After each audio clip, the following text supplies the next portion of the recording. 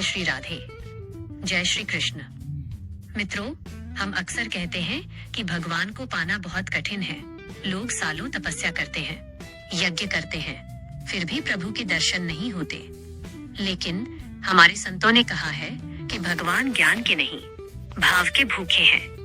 अगर पुकारने वाला सच्चा हो तो भगवान को आना ही पड़ता है, चाहे पुकारने वाला कोई ऋषि मुनि हो या फिर कोई घोर पापी।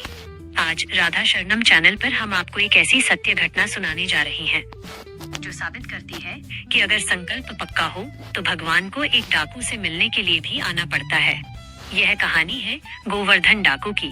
एक ऐसा चोर जो घर से तो चला था भगवान को लूटने के लिए, लेकिन अंत में खुद ही अपना सब कुछ लुटाकर भगवान का हो गया। तो चलिए अपने मन को वृंदावन की ओर ले चलते हैं और सुनते हैं यह अद्भुत लीला। बात बहुत पुरानी है। एक कुख्यात डाकू था जिसका नाम था गोवर्धन। उसका खौफ इतना था कि लोग उसका नाम सुनकर ही अपने घरों के दरवाजे बंद कर लेते थे। लेकिन कहते हैं ना कि हरि अनंत, हरि कथा अनंता। भगवान की लीला बड़ी विचित्र है। एक दिन की बात है, पुलिस और राजा के सिपाही गोवर्धन डाकू के पीछे हाथ धोकर पड़ गए। जान बचाने के लिए वो भागता रहा। छिपने की कोई जगह नहीं मिली तो सामने एक सत्संग का पंडाल दिखाई दिया। वहाँ भागवत कथा चल रही थी। डाकू ने सोचा, भीड़ में छिप जाता हूँ, यहाँ पुलिस मुझे नहीं ढूंढ पाएगी। वह जाकर चुपचाप एक कोने में बैठ गया। उसका ध्यान कथा में नहीं था।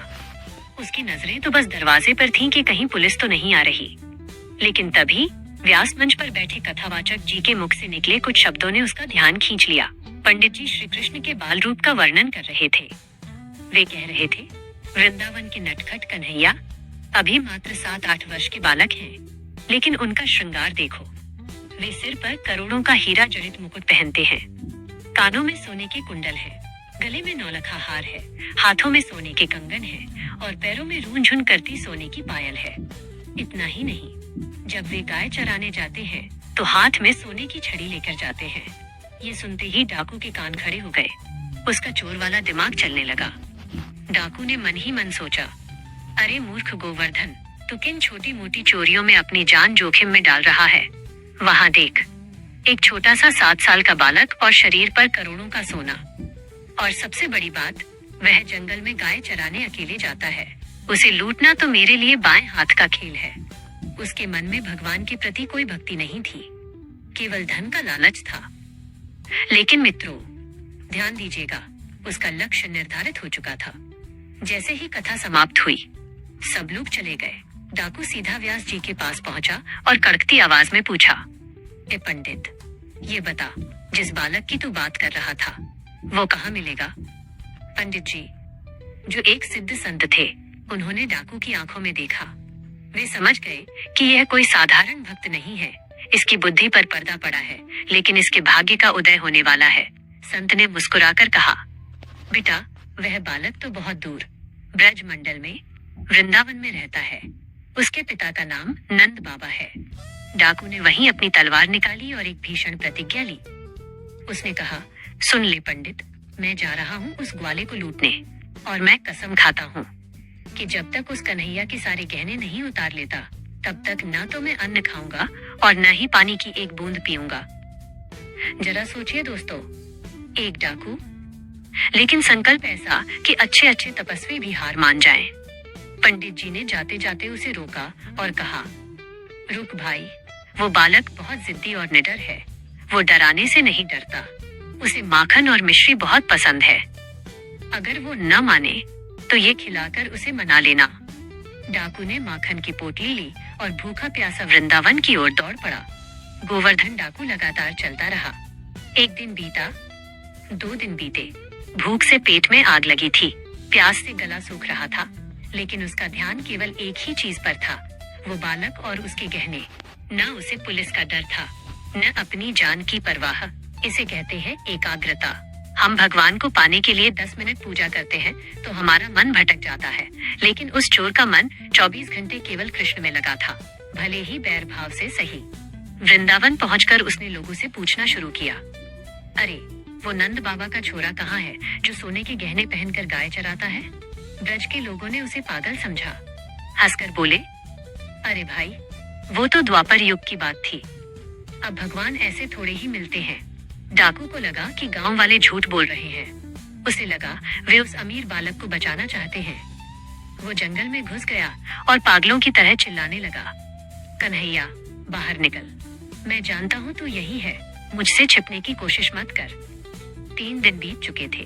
डाकू का शरीर जवाब दे रहा था। वो बेहोश होने ही वाला था, लेकिन उसकी हठ देखकर आखिर त्रिभुवन के स्वामी को पिघलना ही पड़ा। भक्त की पुकार, चाहे वह प्रेम से हो या क्रोध से, भगवान अनसुनी नहीं कर सकते। अचानक जंगल में एक दिव्य सुगंध फैली। मोर बोलने लगे। और डाकू ने क्या देखा? एक कदम के पेड़ के नीचे सचमुच एक 7-8 साल का सांवला सलोना बालक खड़ा है। जैसा वर्णन कथा में सुना था, वैसा ही पीतांबर, वैसा ही मोर मुकुट और शरीर पर लदे हुए सोने हीरे के आभूषण सूर्य की तरह चमक रहे थे। डाकू की आंखें फटी की फटी रह गईं। वह खुश होकर चिल्लाया, मिल गया, मेरा शिकार मिल गया। डाकू अपनी तलवार निकालकर बालक की ओर बढ़ा और गरजा, ए बालक, खबरदार, चुपचाप अपने सारे गहने उतारकर मुझे दे दे, वरना मुझसे बुरा कोई नहीं होगा। मैं गोवर्धन डाकू हूँ।